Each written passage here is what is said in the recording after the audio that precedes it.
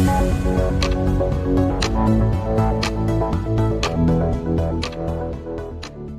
चुनाव का जो आचार संहिता लगा हुआ उस पे जो जिस तरीके से राजनीति में फेरबदल हो रहा है और ईडी के छापे पड़ रहे हैं, उसका क्या मतलब?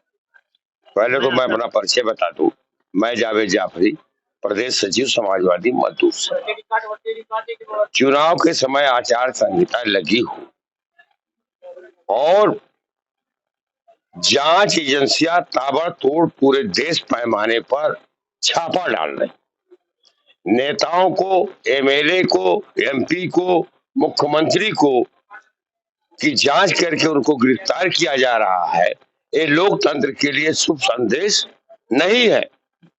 निश्चित तौर से इससे इससे जो है राजनीति के स्तर पर गिरावट आएगी और राष्ट्रीय के स्तर पर जब गिरावट आ जाएगी तो एक दिन बड़ी भयावह स्थिति पैदा हो जाएगी और कोई व्यक्ति काम करने को नहीं तैयार होगा, क्योंकि उसको जांच एजेंसी का डर आ जाएगा।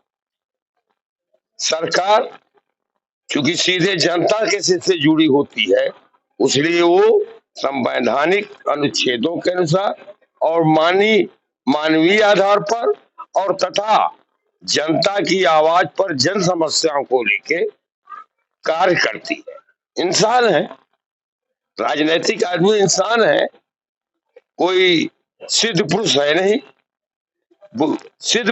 नहीं, और वली नहीं है, संत नहीं है कि ये कंदराओं में रहेंगे।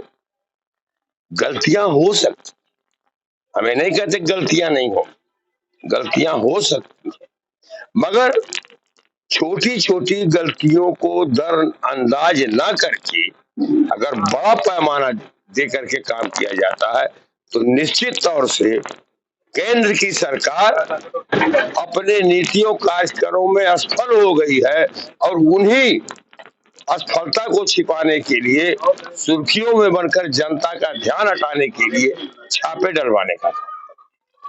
जैसे कि केजरीवाल के पास तो नवी नोटिस के बाद वो कोर्ट के द्वारा गए हैं, इस पे आपका क्या कहना, उनको पहले क्यों नहीं जाना चाहिए? अब ये बड़े पैमाने का मामला है, वो क्यों नहीं गए, क्या नहीं गए, इस पर हमने भी गहन विचार नहीं किया है। और इस पे इंडी गठबंधन का भी कोई वो नहीं है कि अगर इंडी गठबंधन में एकजुट होकर के अगर किया गया तो इसमें अन्य पार्टियां उनका साथ भी तो नहीं दे रही? नहीं, इंडिया गठबंधन के सारे लोग बोले, हमारे राष्ट्रीय अध्यक्ष माननीय अखिलेश यादव जी बोले, हमारे राहुल गांधी भी बोले, सारे लोग बोल रहे हैं कि ये गलत है। और छोटी छोटी गलतियों में अगर इतना बड़ा स्टंट ले लिया जाएगा, नौ नोटिस जाने के बाद अगर इन्हें नहीं गए तो उनकी गलती नहीं है। नहीं, हम अब बड़े पैमाने की बात है, उसका हमने गहन अध्ययन नहीं किया है, गहन अध्ययन करेंगे तो बताएं। और छोटी छोटी गलतियों पर अगर देखा जाए तो हिंदुस्तान के अंदर कोई बचा नहीं रहेगा। देश के अंदर देवर और भौजाई, सास और पतों की झगड़ा हर घर होती है, अपवाद स्वरूप कोई बचा होगा क्या? सारे लोग, क्या ये बात उसमें अपराध में नहीं आती है? ये भी तो अपराध है, जिससे कौन देश में बचा हुआ, तब तो पूरे देश के हर घर को इनको जेल बनाना पड़ेगा। ये बड़ा वैचारिक मत। अभी तक सही भी देखा जाए तो केजरीवाल ने ना इस्तीफा दिया है, ना कोई उस पर। मसला ये है कि अब तो फिर से पढ़ना पड़ेगा कि माननीय राज्यपाल महोदय, उपराज्यपाल महोदय की अनुमति के बगैर गिरफ्तारी कैसे हो जा रही? नहीं, तो प्रधानमंत्री, जब इंदिरा गांधी को गिरफ्तार कर लिया गया था प्रधानमंत्री पद से, वो तो संवैधानिक पर ना। इंदिरा गांधी को गिरफ्तार की गई, वो तो लोकसभा में नहीं थी। हाँ, मेडक से चुनाव जीत के आई थी जब वो गिरफ्तार हुई थी। हाँ, तो एमपी थी, पहले थी प्रधानमंत्री।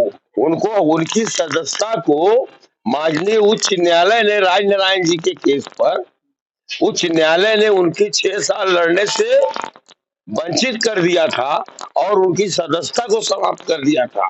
हम तो नहीं जानते हैं कहीं गिरफ्तारी। ये इसमें जब अगर केजरीवाल ने अभी तक इस्तीफा नहीं दिया तो क्यों नहीं दिया? अब ये तो बड़ा संवैधानिक संकट पैदा हो गया। मुख्यमंत्री जेल में हो, महामहिम राज्यपाल अबली महामहिम उपराज्यपाल ने इनको बर्खास्त नहीं किया, या उनकी बगैर अनुमति से गिरफ्तारी हुई और बगैर अनुमति की गिरफ्तारी हुई। ये तो बड़ा अहम मसला पैदा हो गया। हम तो खुद इस मसले पर अभी थोड़ी देर में कुछ अभिभावकों से बीमार भी विचार विमर्श करने वाले। ये क्या मामला है?